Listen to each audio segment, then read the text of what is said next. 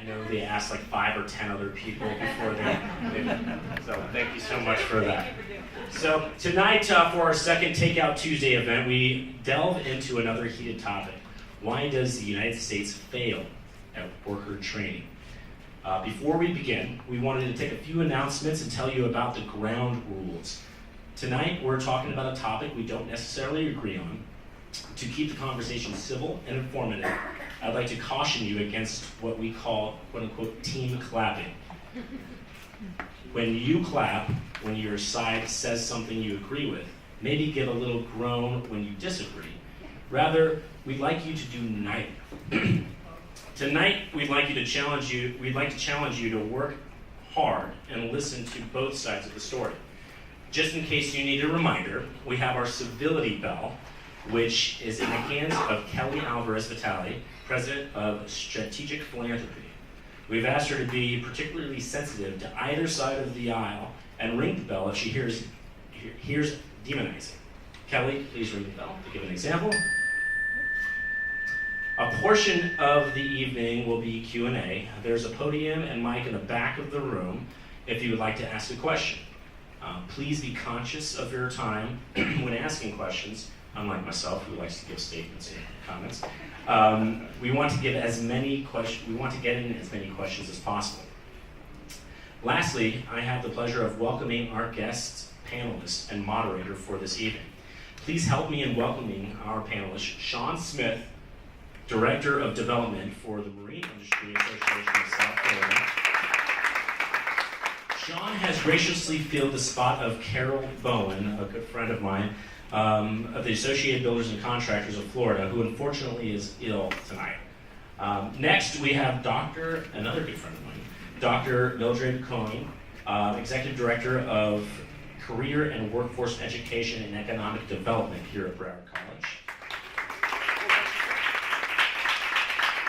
And so here's another unique opportunity. My former boss, Commissioner Chip Lamarca, introduced me. I get to introduce one of my former bosses, President and CEO of Career Source Broward, and Janet Winco, Senior Vice President of Human Resources at Cindy Furniture. Mason Jackson, I'm sorry. President and CEO of Career Source Broward, or as when I worked there, Workforce One. And Janet Winco, Senior Vice President of Human Resources at City Furniture.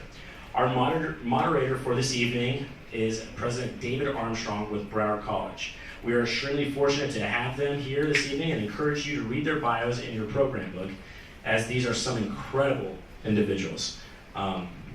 This is so special for me, so take a picture. Now on to our programming. Before we begin our debate, we are going to watch a short video. Again, thank you for your support, and we hope you enjoy your evening.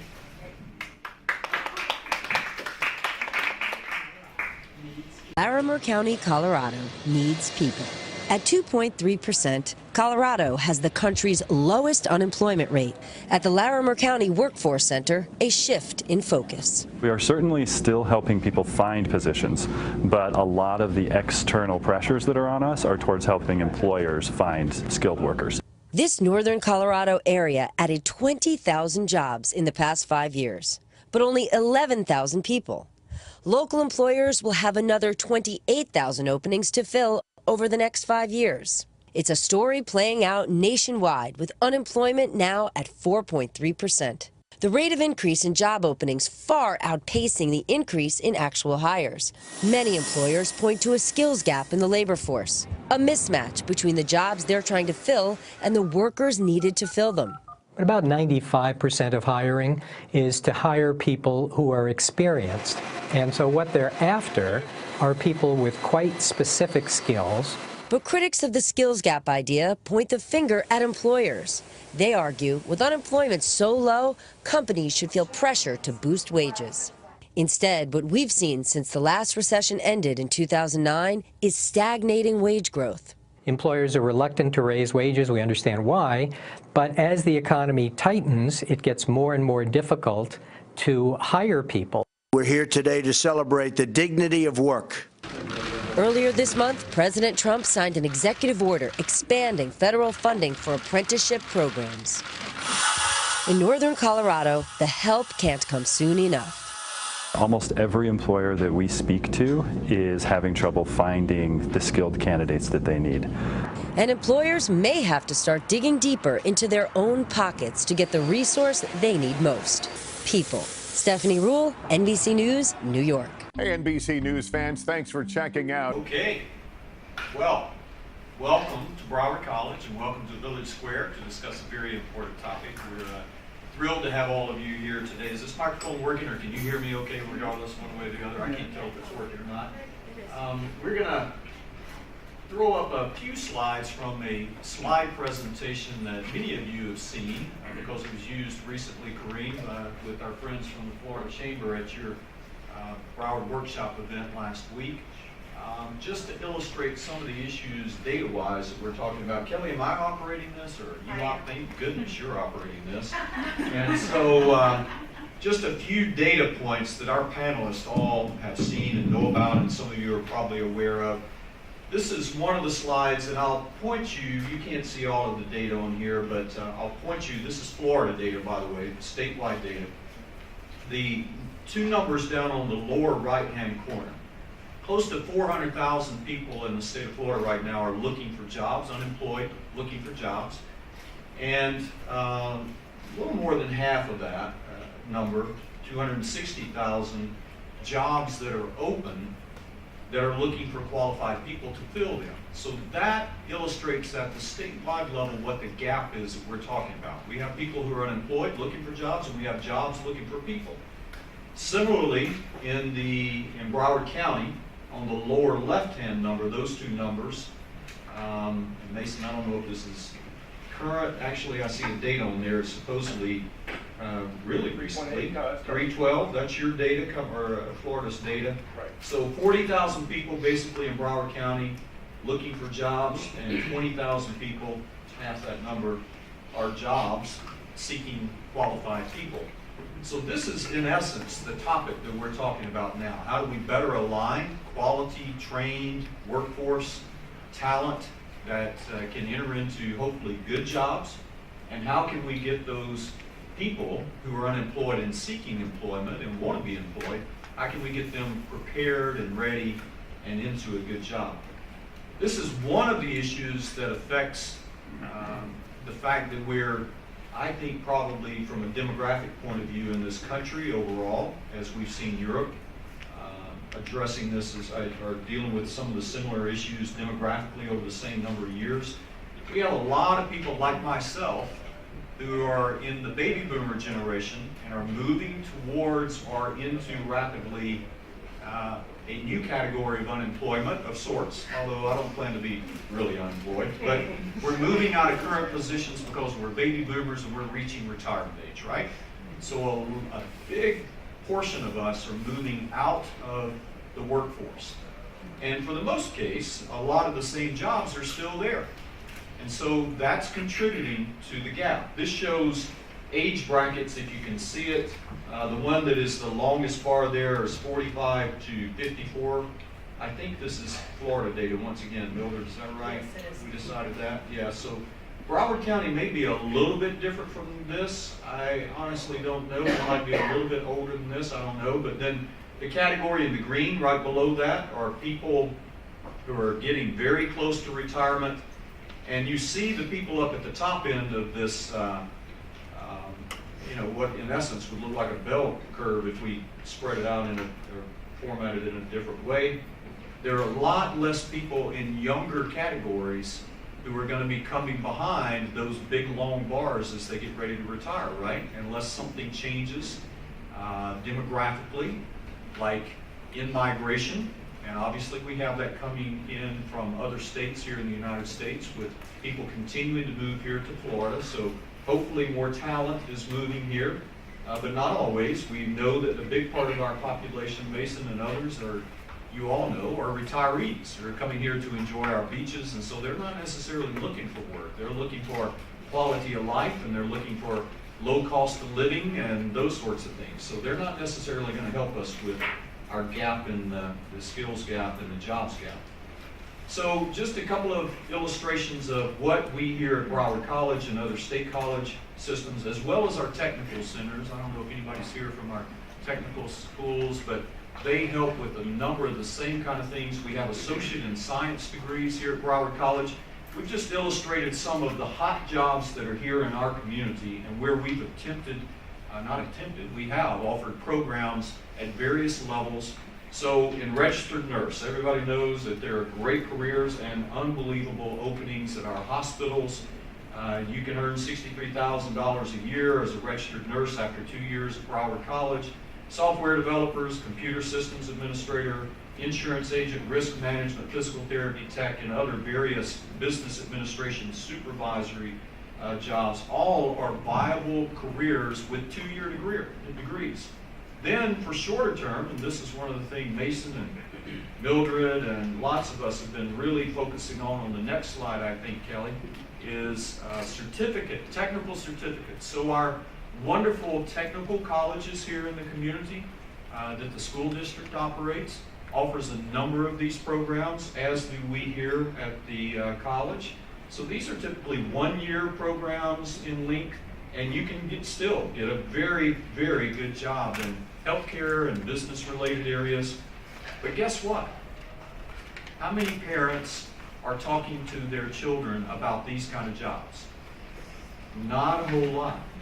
And frankly, not a whole lot of our children in schools even know about some of these kind of career opportunities, and that there's very good pay and very good opportunities. So this is another one of the problems that we have. Everybody wants their child, when they start off, everybody's going to be a doctor or a lawyer still, apparently, and they're all going to Harvard or the University of Florida or somewhere, right? Well, that's not really the way the world works, and increasingly with a lot of things that are changing in our business environment, more and more things are changing. So, education training level through 2021, these are the projections. A little over 50% of them are in what we call middle skill levels. They would require what I just showed you in the technical certificates or in the 2-year associate degree level. It needs more, they need more than high school diploma. They've got to have some kind of technical skill training, and that's where the technical centers and state colleges like Broward College offer. Only about 21%, and I guess that number will continue to probably go down, requires a high school or less. Those are the jobs, of course, that are, especially in South Florida, where we have a high cost of living, expensive transportation and housing options. It's going to be difficult for people to stay in those low-skilled jobs in many cases and be able to provide adequately with any kind of quality of life for themselves and their families. And then in the high-skill areas, typically these are 4-year degrees or more, although in some areas like IT, it's not as important what degree you have, it's what skills you have. And so increasingly, even at Broward College, we're offering options there. So that's an overview of some of the issues that we're facing, and we're going to dive right in and talk to our panelists because they are the true experts on this.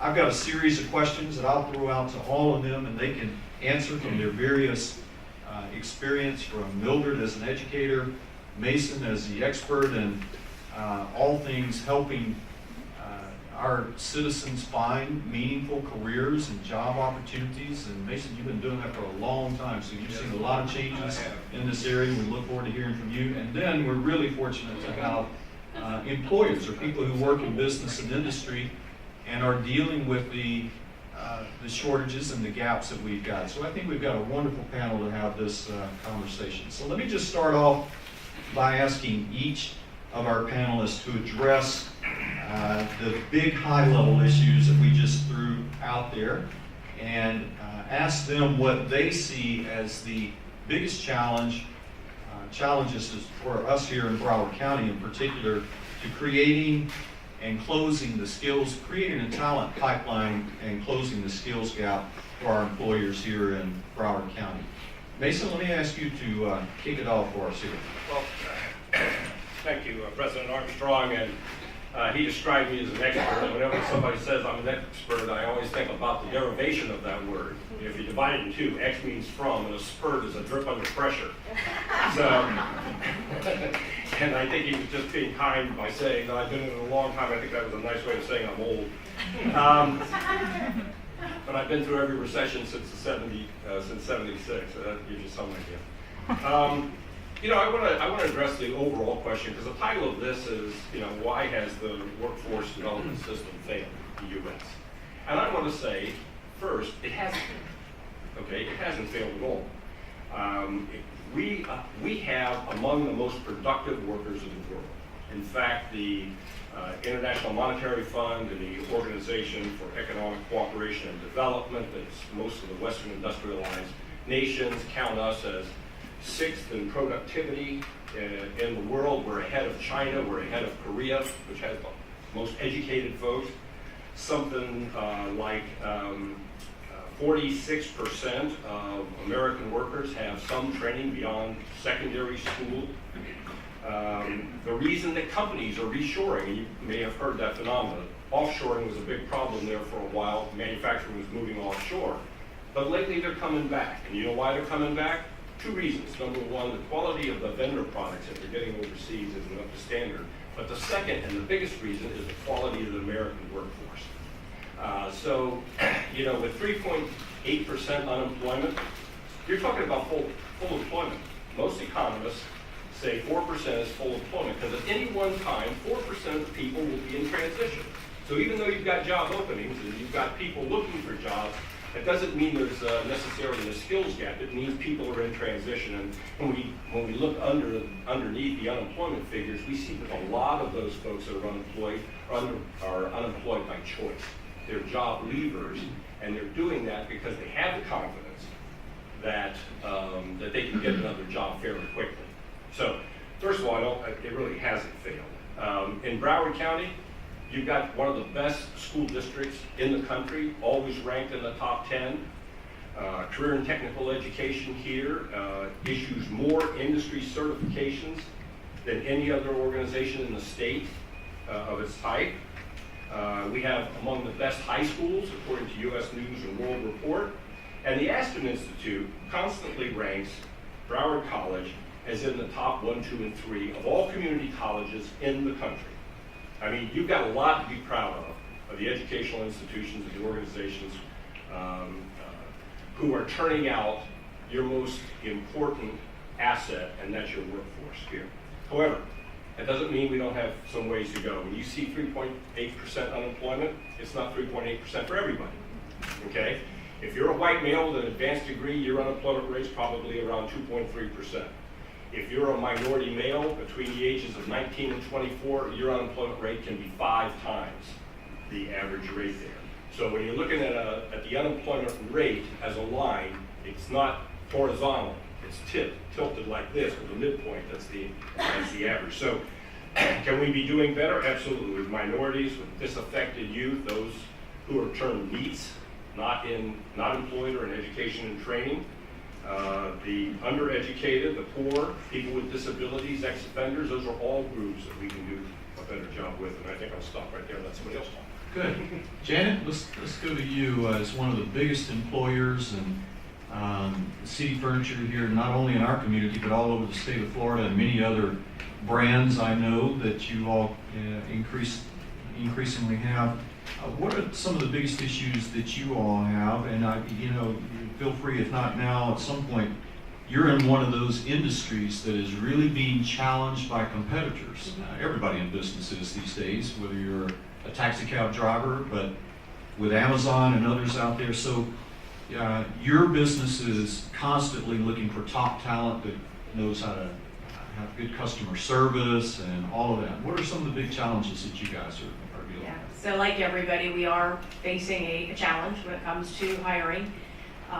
We face the quantity of applicants and candidates, the quality of candidates available. Some positions are easier to fill than others, but we struggle with very skilled positions like a mechanic. or repair technicians. So we've had to really develop our own, apprenticeship programs and training programs and things like that to try to overcome some challenges. The general bigger challenges that we face when trying to recruit are everything ranging from compensation levels, the cost of living, when you put it all together, and how much we can afford to pay our associates, and what's the market rate for those particular positions, and what's the cost of living, and how about transportation. Our corporate office and distribution center, which houses 1,000 of our associates, is out in Tamarack, right on the cusp of the Sawgrass Expressway, and transportation's an issue, buses and things like that. And then we just have our general day-to-day challenges of running the business, the things that you mentioned, the competition, a Wayfair, with the $2.99 sofa. How do you compete with that? And those are issues that we're facing. The internet, we have to win on the web. We say that all the time. But it's tough when you have Amazon with Prime and so forth. So a lot of big challenges, a lot of challenges that probably many other employers are facing. But they really do, quite honestly, kind of start with that very basic of, compensation, and how do the associates get to work, and while they're there, the benefits that we offer, health insurance, very expensive, those types of things. So we have some big challenges that we're tackling. I think most of you in this crowd certainly have heard about the Alice report that has indicated, and along with some similar things, that we face a huge challenge here in South Florida. We are, in essence, the cost, when you look at the gap between the cost of living and the overall earnings on average in our community, we have the biggest gap in the nation. So while it might not make intuitive sense to some of you, because you say, well, there are lots of places like San Francisco and Silicon Valley who have a lot bigger earnings, right? High salaries and all of that.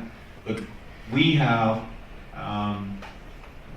one of the highest cost of living when you combine things like transportation and housing and other issues. So that is one of the challenges that certainly all of our businesses deal with when it comes to compensation at entry-level positions and those kinds of things. So, Sean, I know the marine industry is, without doubt, one of the largest, wonderful industries here in our community, from manufacturing, repair, and service, and everything else. I can't go to any grocery store downtown without seeing people off the yachts who are loading up these, 4 and 5 wagons of food to load up the yachts. Tell us about the specific kind of and unique kind of talent challenges that you all deal with, and how you personally have been trying to help address that. Sure. Like a lot of the other industries, we have a trade skill problem. Construction, aviation, automotive, they're faced with similar challenges. We need for lack of a better term, the wrench turners, the people that are willing to work with their hands. Mechanics, plumbers, electricians. It's an issue because a challenge that we face is raising awareness. I'll go speak to a room full of students, middle school, high school, and marine industry is an $8.8 billion a year industry just in Broward County. Wages are 28% higher in our industry compared to the state average, 136,000 jobs. And I go talk to a room full of students and ask them who knows about the marine industry. Maybe 3 or 4 raise their hands. Whose parents work in the industry? It's the same 3 or 4 kids. So as an industry, we're not communicating outside of ourselves. And it's a challenge is overcoming the perception. The idea of the trade skill guy as the plumber with his butt crack hanging out, or the greasy mechanic, it's not something parents want their kids to be.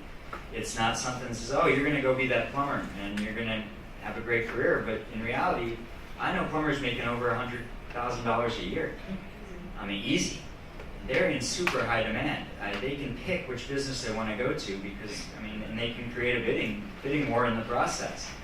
It's just changing that perception and letting kids understand that, hey, with a 2-year degree, going to a trade school, going to one of the great schools we have here in Broward County, you can get a certification, you can get a trade skill, and you can make a great living for yourself that doesn't require a 4-year degree. And so something I've been doing is a series called Salty Jobs. Similar to Dirty Jobs with Mike Rowe. I work a day in different marine businesses. We understand the ADD generation, so we keep the videos short. They're about 4 minutes long. And I work a day in the shoes of different trade skills. I was filming yesterday doing interior design on yachts over at Marine Max. I've done an episode as a towboat captain, as a diesel mechanic, as a running gear mechanic, propeller technician. And the idea is to show students what you'd be doing in these careers, what training is required. We have little strategic pop-ups that say these schools in Broward can provide X, Y, Z, and what the kids all like to hear, how much money you can make. And when they see, oh wow, you mean 3 years removed from school, I could be making $40,000, $50,000 a year without a university degree, they start to perk up, and I think come and ask me questions after I speak to them. Great, that's a great illustration. I've got a little factoid here. There's in advanced manufacturing, something that we're trying to help with, and there's a huge industry here in manufacturing that very few people know about because it's not a retail brand, but there are, goodness knows how many employers, Mason probably knows, but very strong industry. And they may have 50 employees, they may have 300 employees, and you've never heard of them, but they manufacture pumps and all the things that go into a yacht, and tremendous jobs. And so advanced manufacturing, the Manhattan Institute recently surveyed Americans, and 88% of U.S. manufacturers responded to the survey said they had difficulty finding skilled workers. So 88% of manufacturers looking for skilled workers. Then 90% of Americans rate manufacturing as important or very important for America's economic prosperity and standard of living, and yet, Sean, to your point, was already come up a couple of times, and Mildred's going to clean this up here for us. Only 35% of Americans who were surveyed said that they would encourage their children to pursue careers in manufacturing despite the advanced skills and above average pay that are characteristic of the sector. Because unfortunately, many Americans still think of manufacturing as, the old manufacturing jobs that are dirty and no fun and maybe no good pay, and they just have a complete disconnect about what manufacturing means today. So having people like Sean who go out into the schools early on and try to have those conversations about the great career opportunities that are out there is one way to go about doing this. It also illustrates the point that, as the video that we started off with indicated, there are a lot of people who just point fingers at other people that it's their job, right? So employers are constantly coming to Mason and me and anybody in training and education and saying, I need more trained workers. And it is an issue for all of us to deal with, and certainly education plays an important role in that. So Mildred, talk to us about some of the high-level issues that we're dealing with in education, both at Broward College, but also our technical centers and at all levels. Sure. Well, the skills gap truly is a supply-demand issue. But when you have a problem like that, you have to look at the problem on both sides, the problem and the solution on both sides. So when we look at the supply and we're looking at our talent that we're growing, we have to recognize that our young people aren't necessarily growing up getting exposed to all the great careers that are available in your businesses out there. So they're growing up knowing what they're a consumer of. So they know education, so they know all about jobs such as teachers, assistant principals, counselors. They know maybe about some healthcare occupations. So we have, in Broward College, we have about 7,000 students annually that come here looking to be in some health science occupation, mostly nursing. But those are just the limited opportunities that they have been exposed to. They don't know the great jobs that Sean is talking about in the marine industry, because we're not growing up children and our community to understand that you can have really great, viable careers that don't necessarily have to have a bachelor's degree. But we have to, as a society, recognize that those career opportunities are available and continue, all of us, each one of us, to understand what the new economy looks like for our young people and our students that are our talent pipeline, and being able to challenge those myths about the workplace. So one number that I like to use is 127. It's a ratio. It's an education to jobs ratio. For every one job that requires a master's degree, there's 2 that require a bachelor's degree, and there's 7 jobs that require a technical skill or an associate's degree. So we've been focusing our society and our education on the 1 and the 2 for the longest time, but we have to recognize that we've created our own supply issue, because a measure of success has been based on a university for all mentality. And we're not saying, believe me, we're in education, we all have all sorts of degrees, but it's about what is the degree that's going to add the most value to a person's life and give them that sense of purpose and connectivity to society and to a job and work that they're going to be able to add value and contribute. The demand side of it is also a challenge. So the demand side, if you look at the employer side, we also have to identify what the problem is and what the solutions are. And employers have to recognize that if they decide that they're just going to turn over their biggest workforce, their biggest company risk, which is their workforce, just leave it up to chance that at the end of 4 years or 6 years, when someone graduates, they're going to have the skills that they need. They're really not having a very smart strategic plan. I mean, City Furniture certainly doesn't do that. You recruit all over the state. You do your summer internship program. You're working with us on building a part-time sales force. But it has to be that the employers recognize that they need to partner with our education institutions and identify strategies to be able to build that workforce or that talent pipeline so that they're not just waiting. I mean, with the changes in technology evolving every 12 to 18 months, if you wait 4 years for an IT student to graduate, that student's skills may be completely obsolete from what you needed at the time that they started. So we need to constantly be in the state of renewal and collaboration between our employer and our education partners to make sure that we're communicating the right message to our young people and our students entering, as well as our parents and our families and the communities as to what success can look like, and to our employer partners that there might be a time where you have to look at your job descriptions that you're having a hard time finding someone for and say, maybe we need to revisit what the talent is that we really need if we're struggling so hard to find that talent. Maybe we need to revisit what are the education requirements, what are the technical skills and the work experience required, and can we get through some of those development years by offering an internship, an apprenticeship, where we're growing that skill base within the workforce talent supply that they're trying to cultivate. So good. Mason, go ahead. Somebody asked me the other day, if you had one wish, what would it be? And I presumed it would be to double your funding.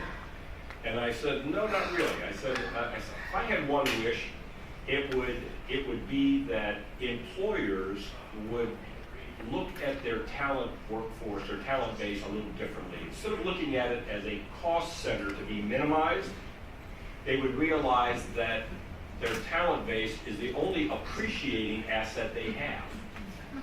Think about it. When is your employee the least valuable to you? The very first day of work, right? Because on the second day of work, they know some things they didn't know on the first day. And so it goes. So if they could change their perception and begin to see that as the only appreciating asset that they had, they would begin to look at their entire vendor supply chain differently, starting with early learning. They would look at quality child care. They would look at the K through 12 system differently as a vendor of their most important asset, and they would look at the post-secondary system entirely differently than they do right now. Good point, Mason. So what are we talking about? Yeah, go ahead, Jen. I just wanted to add something really quick.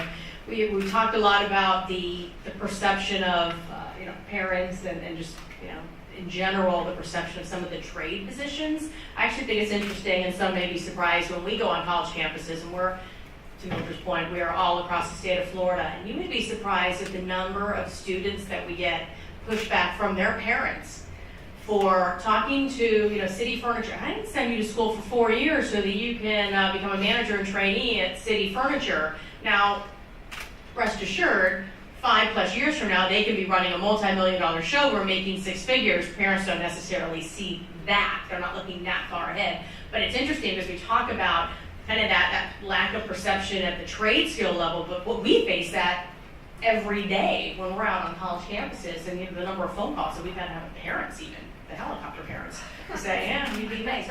To say, listen, these are the career opportunities, and this is what we can do, and you kind of paint that picture. So we face that, even in our environment as well, not at the skilled positions, but at the entry-level management positions.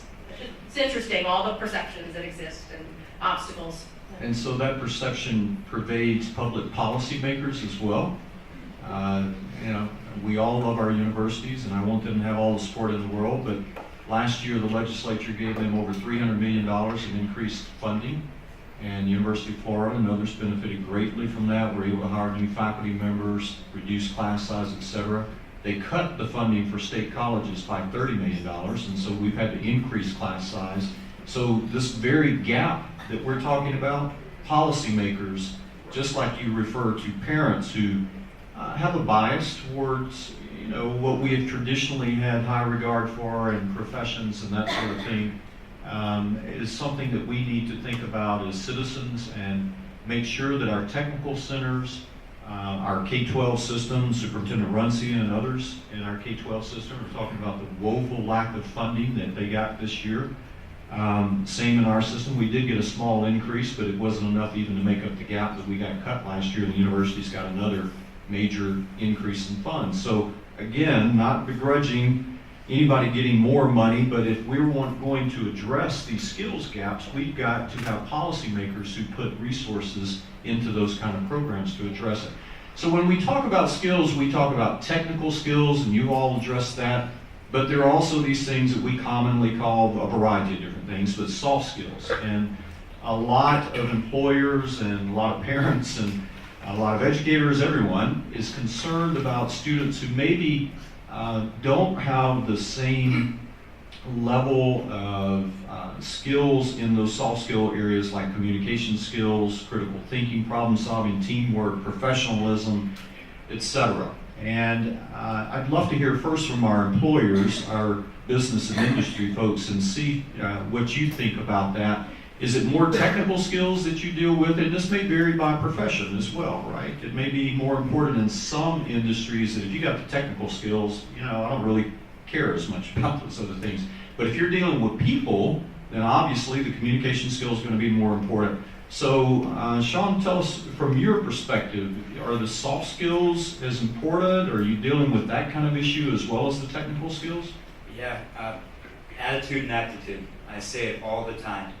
A challenge in our industry, to Mildred's point, is getting the companies to rethink the way they look at candidates, rethink their job descriptions.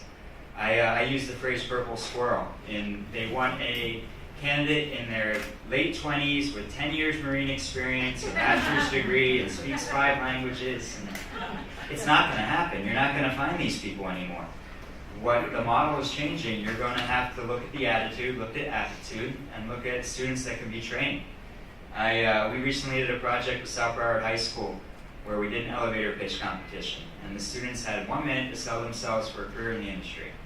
And so to prepare them for this contest, I brought in a vice principal from one of our maritime schools, and I brought in a gentleman from Toastmasters.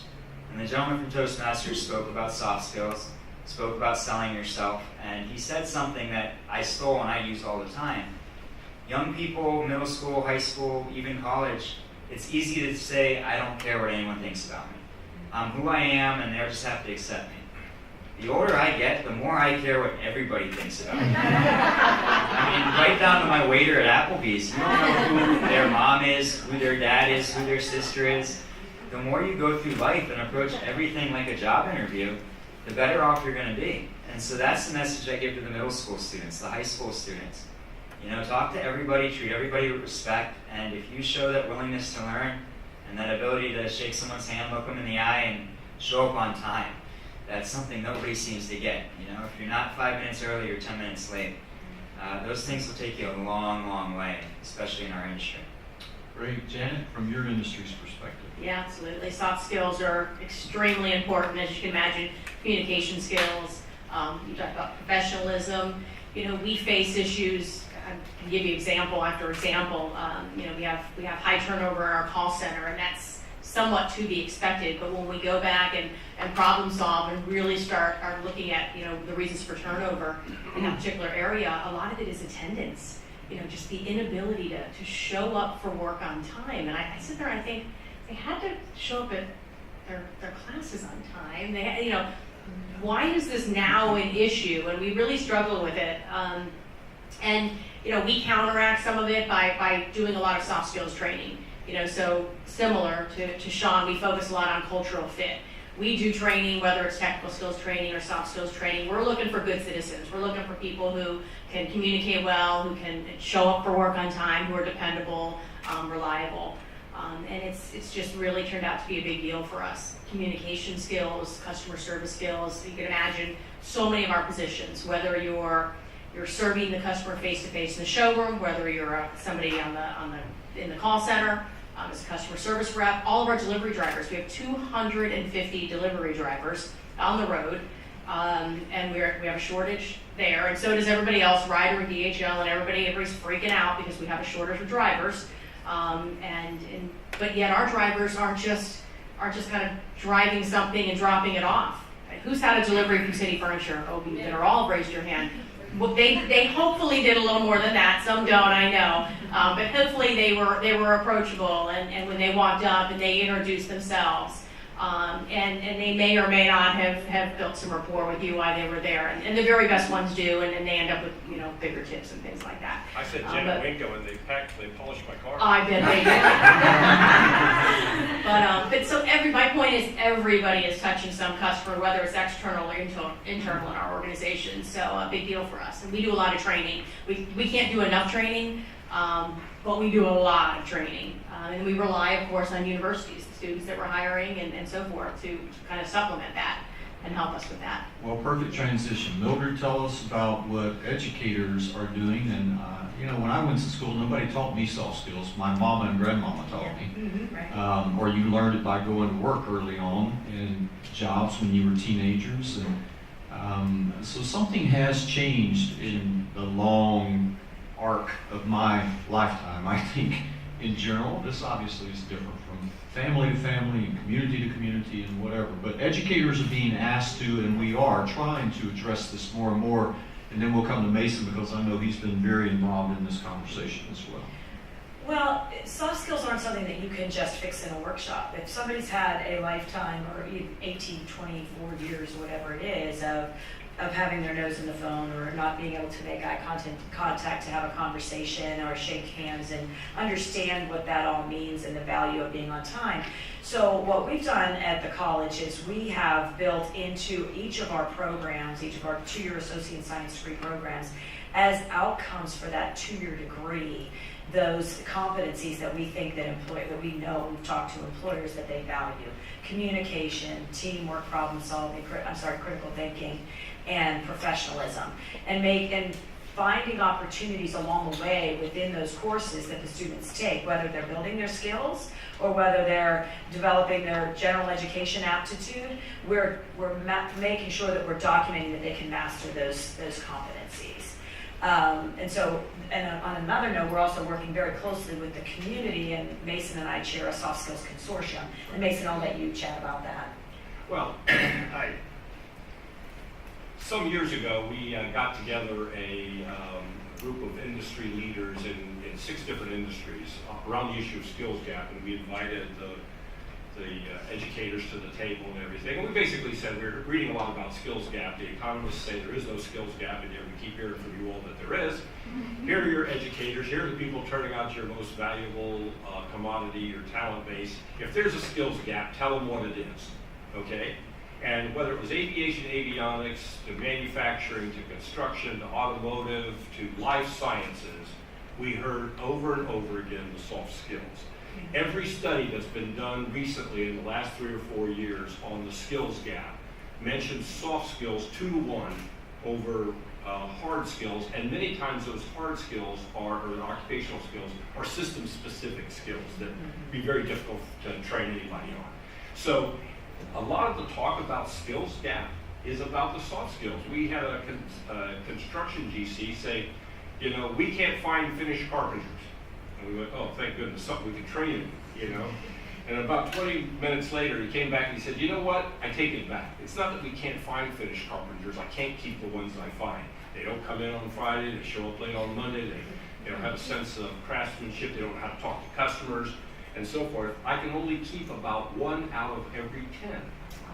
10 have the hard skills. They've got the ability to do it. What they're lacking is something that we call job retention and advancement skills.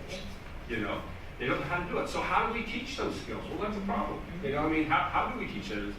As President Armstrong said, many of us learned it at home, but many of us learned it on our first jobs. And that's one of the things I would encourage the employer community to do out there, is to give these young people jobs during the summer, or even internships during the school year. Bring them into your business and monitor what they're doing. Teach them in the ways that you want to see, so that you're shaping the future workforce. That's not happening anymore. It's happening for a lot of reasons. There's no one single reason. Baby boomers like myself are staying in the workforce longer. We're taking those jobs. I mean, when was the last time your groceries were bagged by a teenager, or your dogs were walked by a teenager, or a teenager washed your car, right? Or even delivered your newspapers. Adults take all those jobs, okay? And the jobs in many cases have higher skills than the young people have, at least initially, unless it's IT, and then they can do it just fine. So if you're concerned about the workforce, if you're going to be in business 5 years from now, okay, your workforce of tomorrow is over in the schools today.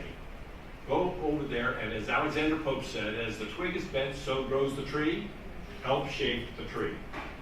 That's a great transition to my next question. Thank you, Mason. And to go back to our industry partners here, you both are doing a variety of different things to both recruit and attract, but also to retain and develop your talent in your workplaces. And Sean, you talked about going into the schools. What do you see that's working, at least, or some hope, or things maybe you've heard about? What other solutions have you seen from, let's say, the education and workforce sectors, to the extent that you're interacting with them, in addition to what you're doing personally, and I guess others in certain industries, to go in and directly educate and try to make students and families and parents, and let's face it, teachers and counselors and others who don't know about these options as well in our middle schools and high schools, right? What other good solutions or options do you see? Sure, and to touch on the last part of what you just said, something we've been doing is educating teachers and counselors and the parents. They can't tell the kids, they can't take a student who's not doing well and say, oh, try a trade skill, if they don't know the options are out there. I mean, I do the same speeches to the teachers, and they don't know about our industry either. So something we've done in the last year or so is we do field trips for teachers, field trips for brace advisors. We took 100 faculty members to a yard, gave them a panel discussion, and showed them some of the jobs. And a cool story that came from that trip was one of the students came out and was talking to his old teachers, and they talked for a good 10, 15 minutes. Student went away, and teacher came to me and said, is he doing well with his employer? And I went and checked, and yeah, he'd been promoted 2 times in the year and a half he'd been there. She said, wow, this was a trouble child. This was somebody who sat in the back of class, didn't pay attention, 60s on his test, DC student, barely graduated, and he's thriving in the industry. And it's the American motto, education doesn't always benefit everybody in the room. Some people can't keep up, they fall behind, but they can take your car engine apart with their bare hands. And so it's how to identify these students and how to point them in the direction of a better option or something that fits their skill set. And so by giving the teachers these tools, giving advisors these tools, giving parents these tools, hopefully we can identify these candidates at a younger age and start training them in something that can be a career. Great. And Janet, what else do you see working inside of City Furniture, the map? How many employees do you guys have? We have 1,475 employees with 90 open requisitions right now. We don't have anybody looking. Send your jobs to cityfurniture.com. So you're constantly recruiting for new employees to fill those vacant positions, and as you grow stores and all that. But more importantly, I'm sure, just like for our students, the most important students to us are not the ones we're trying to find for next year, they're the ones we have right now. So trying to retain them and help keep them, right? So what do you do to help with those issues? Yeah, we have, I could spend all day talking about all of our different retention and engagement strategies that we have.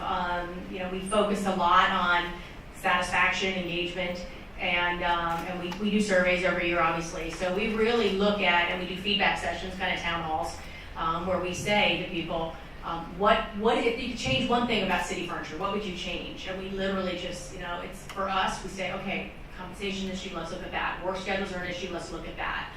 Work-life balance, let's look at that. So we focus a lot on different things that we can do to retain our associates. We partner with, organizations like Broward College, with, Art Broward. We do all sorts of things within the high school system, within the college system, to really expose people to what career opportunities there are available at City Furniture. And we do all sorts of other things that are not necessarily even related to kind of the recruiting side, but we have a very strong promotion from within policy, and a lot of training that goes along with that. So we're just constantly focused on our associates and what we can do to improve their experience. When it comes to educational things, for example, even we do a back to school fair. So every year, I remember having lunch with Robert Runcie one day, and I said, you know what, we donate a lot of back to school supplies, and we should give our associates backpacks, and we're asking our associates to bring supplies that they so desperately need. So every year, every August, usually the first Saturday in August, we actually give out 250 backpacks to our associates. They pre-register their kids. It's a big fair. We have Mock Museum of Discovery and Science there. We have an ice cream truck. We have face painting. We get the kids excited about going back to school. But at the same time, they get to come to their mom and dad's work, and they get to see what City Furniture is all about. And we're starting to have second generation associates now, and so forth. So just, so many, I could talk all day about City Furniture and all the things we do, but from a variety of different aspects, but Great. Lots of cool stuff. And then Mildred, Mason, then coming back to you both see and work with a lot of our employers and identify best practices to help them, things like, employee reimbursement plans for existing employees, for retention strategies, right? To help them continue to get more education and training so they can move up the ladder, apprenticeship programs and internship programs. So talk, Mildred, and then Mason, about what are the best practices that you see business and industry like City Furniture and our marine industry and others doing? Well, I'll talk a little bit about tuition reimbursement or tuition assistance policies that companies have. And it's a really great way for, especially in this low unemployment, for an employer to retain their existing employee base and to grow and keep elevating them so that they can grow and enhance.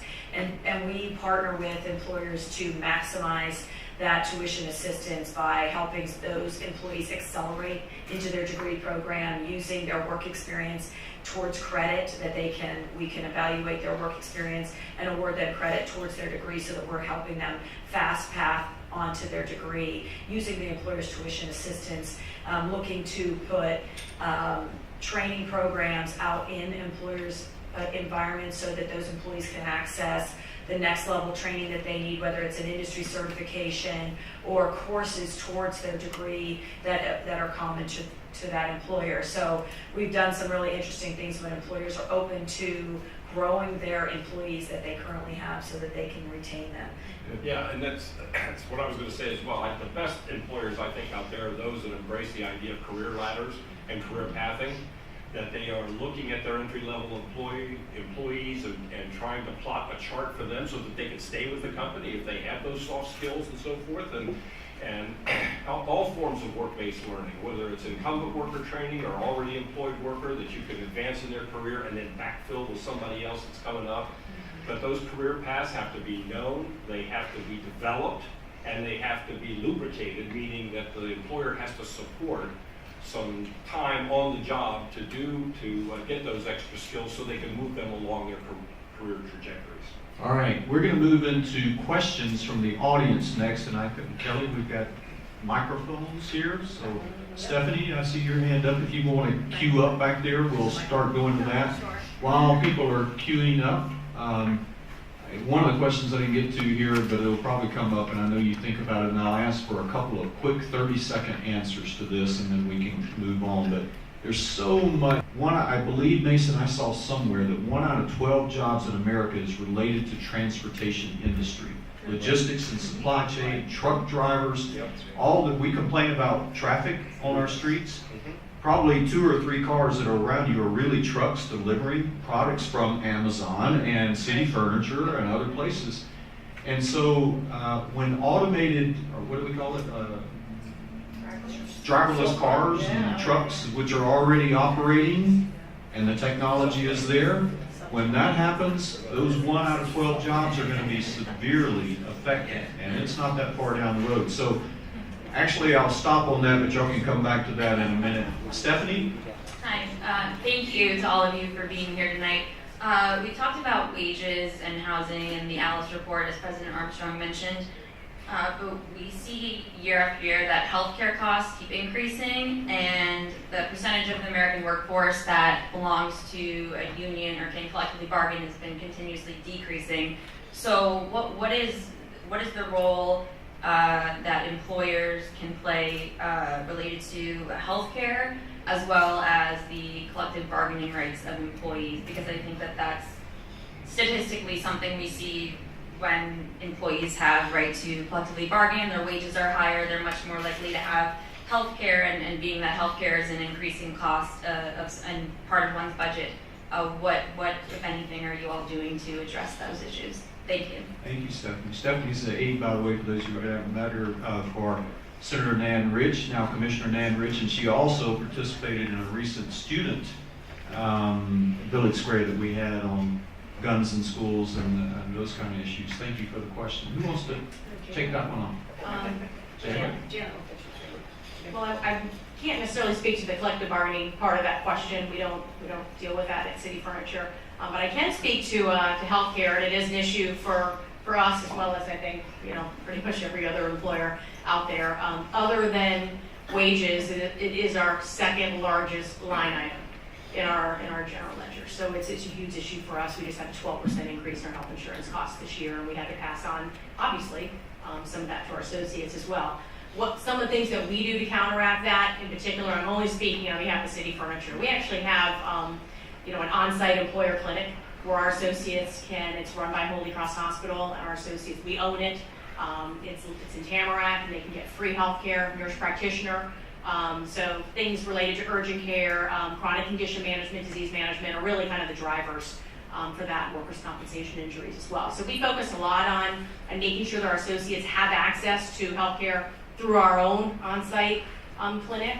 We also have a lot of wellness programs, and I guess I should use this opportunity to tout that just 2 weeks ago we received the #1 healthiest employer in South Florida from the South Florida Business Journal. So we do a lot, to your question, we do a lot to try to educate our associates and try to do things to help them, really manage chronic conditions and really long-term alleviate heart attacks and strokes and those types of things. So we try to do everything we can. Great. Thank you. Mason, do you want to comment on that? The Yeah, importance of that for employers and employees looking for jobs. How important is those benefit issues, healthcare, pensions, whatever? It's very important to the job seekers. And Mildred alluded to it just a minute ago, and that's supply and demand. So what happens, the great news about low unemployment or full employment is that employers are now in competition for talent, okay? And competition is going to drive a lot of things. It's going to drive up the wages. It's going to drive concern about health care. You may even see the return of collective bargaining a little bit as employees get impatient with the small increases that are happening. We are seeing wages go up, but not like we've seen after previous recessions, okay? It's still depressed as employers try to reduce that cost, okay? And like I said before, if they would see their talent base as an appreciating asset to invest in and not one to minimize the cost as a cost center, it would change a lot of perceptions out there. So I think you're going to see that happening more and more as manufacturing increases here, as we bring in more technology companies, as more entrepreneurs start their businesses here, and we've got a growing entrepreneur base here. You're going to see that competition play itself out in a lot of ways. Good point. Back to retail business, Walmart this past year increased its starting wage to $11 or something an hour. So there's a good example of competition for entry-level, non-skilled, in many cases, workers, right? Right. Exactly. And so good for workers and good for employees. But yes, sir. Please introduce yourself quickly. Hello, my name is Ed Lewis. I had a question. There was comments about how kids do not know some of the jobs that are at the basic level, the skills, hands-on kind of level. I was an architect for over 20 years, and then I started the Architecture Magnet program at Northeast High School, and it was about 20 years ago. And we got phased out. Well, let me say that while I was there, we had carpentry and we had auto mechanics, and they were eventually taken away. I understand just before I started, we had welding and we had AC mechanics. And I was told that all that money is now going to junior colleges and away from high schools. So there's an opportunity for young kids to get access to the knowledge of those kind of skills, but that's being taken away in Florida. Now, I had a friend who had a nephew come down from Ohio, and they had an auto mechanics class of which he excelled. And he came down here just to visit. A friend knew a friend down in one of the dock areas. He went down to visit, and they were going to hire him within a day. He went down just to talk to them. And I thought, we're missing something here.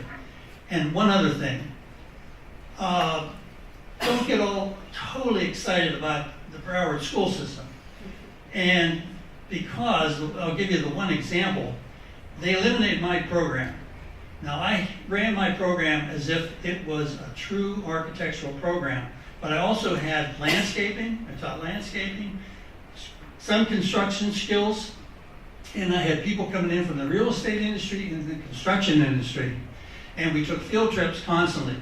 So when we had projects, I got real projects from the city of Oakland Park, and anytime I need a job, I just went to Charlie and said, Charlie, I need a job. He'd tell me, we're thinking of working on this part, pick the one you want. I always pick the hardest one, and we run it like a real job. I mean, all the process the normal landscape architect would go through, I went through. The same with the largest landscape and development company is on Broward County, just Broward Street, just on EDSA. They're the largest landscape and development company in the world. We worked with them for 4 years. Sir, you got a question? I do. Don't get so excited because when Common Core came in, they eliminated my class because we didn't have an end of the year test. There were 7 programs like mine where an architect was teaching architecture to high school kids, and they got rid of it. And your question? The question is, don't get all that excited about the Broward school system, because in place of that and of the 3 technical schools, they came up with the end-of-year test that was developed in Arizona, where they built houses out of wood. And it was absolutely useless. So, sir, and the certificate you got? Third time. Do you have a question? We're running out of time. Well, you said somebody should do some work working with the Broward school system. Okay, thank you. The certificate they came up with. I think we heard that question, and we appreciate your comments. Yes, sir. Next. Good evening, everyone. My name is Hector Mayon. I represent ARC Broward and actually oversee ARC Educate, which is the education and training arm of ARC Broward. So thanks, Jackie, for the shout out a little earlier. My pleasure. I have to look out for my twins. So I'm just curious on your thoughts in general, or really what you do in your respective organizations with regard to the disabled community. And a lot of times it's a matter of being politically correct and saying the right things, but part of my role after students go through one of our programs, whether it's entry-level culinary arts or material handler, which are certificate programs we have at ARC Broward, oftentimes I'm assisting with the job placement services, and a lot of times my feedback is requested on a certain student, but then the issue we have with job placement is employers being willing to even just have the conversation about employing a person with a specific disability. Nowadays, I think the message about inclusion is a bit more trendy, for lack of a better phrase, but I'm just curious about your thoughts regarding that particular demographic. Good point, both in industry and education as well. So I actually recently joined the ARC Broward Advisory Committee. So this is a question I've been thinking a lot about recently. I've been, I think, 2 meetings there, and that was proposed on us, is how can we address that with our industry. And so it's getting employers to think, getting employers to understand, and educating them of the capabilities, the talents, and really what they can do as an asset. An idea I had is the idea of a mirror day, or take an ARC student to school day, or take an ARC student to work day, where let them mirror somebody for a day, let them employ. I mean, we have warehouses, we have lots of job opportunities that could be there, but the employer may be afraid because they don't understand. So by giving them a day or a week or a couple of days, a trial period to understand the capabilities and that it can work in their favor, I think that that will go a long way towards the way they look at it moving forward. You know, one of the things that you have to do with employers and with job seekers is sell to their strengths, right?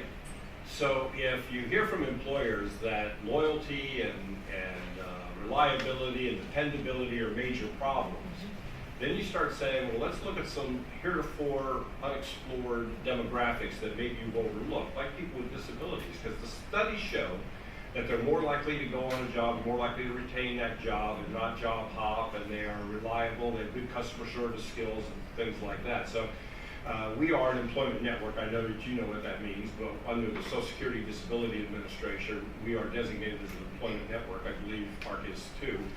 But for a workforce board employment network, we're the most successful in the country at placing people with disabilities in jobs. So there's a lot going on in this country. Wonderful. I see at the mic my neighbor who lives in my same apartment complex and also a faculty member here with us. So I'm going to give her the honor of the last question and then some brief closing comments by our guests, because we'd like to keep you on time in our programs and we're rapidly running out of time. Thank you. My name is Gail Choate, and there were a couple of things that you alluded to during your various comments, and I want to just thank you first of all for creating this forum, because I think it's really done a remarkable job at showing us this relationship between the skills gap and the needs of employment in our community. You alluded to the transportation issue and how oftentimes there's a disconnect between where potential employees live and where they need to go to work, and a lack of infrastructure for transportation. And we've also alluded to the issue of the requirements that are placed upon our students and our educational system. So I look at both of those and say, those are government issues on a state level as well as on a local level. So I'm curious if you could please address the intersection between this issue of matching skills with employment and mandates that are coming from the state legislature in terms of requirements such as Common Core, et cetera, and the lack of infrastructure that perhaps we have in order to support people who need jobs but aren't able to get to them. Thank you. What a question. That's an essay question that will be on the final. Who wants to take a shot? Well, I mean, they are related but separate kinds of issues. I mean, the great enablers of work are childcare and transportation. If you don't have those things, if you don't have those two things in place, people don't go to work. And school, too. And school, that's right. So you've got to have both of those, and we don't have a real good transportation system here. It's getting better, and there are plans to make it better, but we definitely need an employment-centered transportation system here that's convenient, easy for people to get to, and so forth. The issue of the mandates and so forth is slightly different, and that is that funding was cut for the K-12 system as it was for the community college, and yet more requirements were put on local boards. Believe me, they did not want to give up those programs, especially in what used to be called vocational training, career and technical education, but also in the arts. They didn't want to give those up either. I mean, look, those are important sources of those soft skills that we talked about. And yet they had to comply with state law and so forth. So before you damn the local school system, you have to look and see what the legislature did and what kind of funding they gave them and gave the educational system to work with. We're still one of the lowest per capita allocations for K-12 of any state in the nation, and it's disgraceful. Yeah, agreed. So let's give you each an opportunity for 30, 45 seconds, 1 minute max. What's the best hope for, I love focusing on what's working well, and let's put more resources behind that. There are going to be some chronic issues in almost every situation we deal with that are bigger, longer-term issues. It doesn't mean we ought not pay attention to them, especially if they're issues of, ethical and justice issues, etc. But what's working in your minds that we ought to keep putting the focus on, or any other closing comments? Janet, you want to start? Yeah, again, I was drinking. I'm sorry. I'll focus my question, really primarily around city furniture. And I think what's working very well in particular are the relationships that we have. And I know there are lots of other employers that have these similar types of relationships with the educational system, whether that's, throughout the high school, or whether it's at, with Broward College, whether it's with other universities across the state of Florida. And we just continue to focus on making those better and better and better. And the quality of students that we get is phenomenal. So we appreciate the nonprofits that we work with, like our Broward. My last shameless plug for them. So I think we just have to keep doing more and more of that. You can't run a business and not have those partners, not have those educational partners. We work very closely with Career Source Broward. We're expanding to Orlando, and I have a meeting on Thursday with Career Source Central Florida to talk to them about, how are they going to be able to help us? What can we do for them, and what can they do for us to help us, fill our needs in Orlando as well. So you just have to have all those partnerships. You have to work together, and there is hope. Yes, there is. And Mason, you talk about this a lot. Broward County is very blessed to have leadership in all sectors, not-for-profit, governmental, education, business and industry, who work together and collaborate. And it's one of the reasons we have one of the lowest unemployment, maybe the lowest unemployment rate in Florida, I think. What do you see that causes all that to happen? Well, we've always been very collaborative here.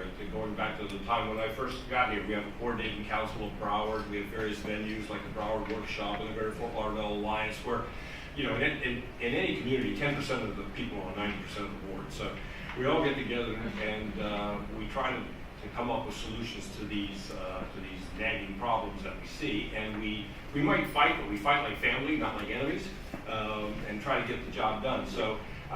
But going back to the promising things, I think a continued awareness that there's more than one path to the American dream, and that's these middle-skilled jobs, these opportunity jobs, is a healthy thing for this community to embrace, whether you're a parent or you're an employer or you're an influencer. I think that one of the things we overlooked, we didn't talk about, was entrepreneurship. And I noticed that the Broward County School System is now creating a school of entrepreneurship in one of their high schools. The studies show that in a very short period of time, we're going to be a nation of free agents, that people are going to be working for themselves rather than for a company. And so we need, when we talk about being a plumber, it isn't just about being a plumber, it's about owning the plumbing company. If you're talking about an air conditioning mechanic, it isn't about being the mechanic, it's about owning the air conditioning company and maybe two or three. So I think that that's something we need to not overlook. Great. Sean, you've already given us great hope in light of what one individual and one industry can do. Anything else you want to say about that? Yeah, to Mason's point, getting the awareness out there. I think just keep making everybody aware of the opportunities that are out there. President Armstrong, you used the phrase disruption. I love the disruptors in every industry. I mean, the disruption leads to better customer service. I can get a good delivered to my house overnight without ever leaving my couch. I mean, it's increased everything. And so, everybody pay attention to what's going on. Don't be afraid to be a disruptor. And I'll leave you with something my mentor told me. Pay it forward. Mentor those around you. Take a young person under your wing and help those find their place. Not everybody thinks the same way you do. Be aware. And we all have the same goal at the end of the day. To use that industry pun, rising tide raises all ships. Absolutely. Thank you. Mildred? Well, I think it's, again, about really busting those myths about what's out there in the workforce for our students and where they can go and connect to the world of work.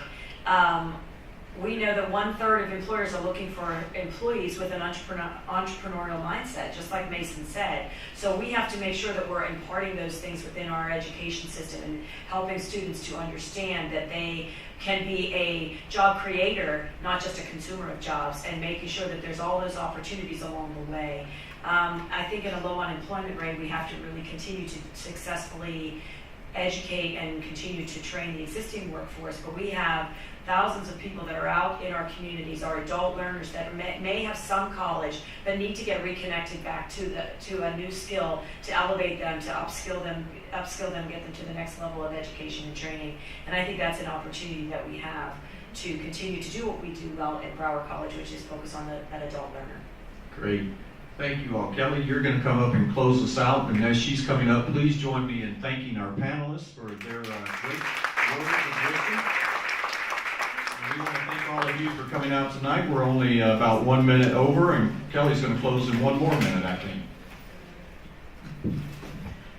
So again, on behalf of Broward College, thank you so much for attending this evening. A big shout out to our panelists, and a special shout out to Sean, who I literally had to call at 3:30 today to tell him that my other panelist, thank you, was unfortunately sick. So we have a little gift for you guys. For those of you who are interested in this type of programming, we alluded to at the very beginning that our February dinner on a free market for education has been rescheduled, so save the date for May the 2nd at the Funky Buddha. All of the panelists and the moderators have stayed the same, so we have Superintendent Runcie. We were able to secure Joy Frank, who's the General Counsel and Legislative Liaison for the Florida Association of District School Superintendents. Bill Maddox, Director of the J. Stanley Marshall Center for Education Options at the James Madison Institute. Carrie Ann Royce, who's a education blogger and parent. And then, of course, Superintendent Runcie. And then our last dinner is going to be, pardon me, I just saw the Takeout Tuesdays on there. So we have The Right to Die coming on April the 17th. Again, in this room, free and open to the public. And then the last dinner for the Village Square is going to be something on the topic of the Parkland incident. We, I think, are trying to get together all of these students who have shown this country what collaboration can do and how it can ultimately change politics. So that it'll be something to the effect of does your voice count. So sign up. You can always learn more on the website. Thank you so much for coming and have a wonderful evening.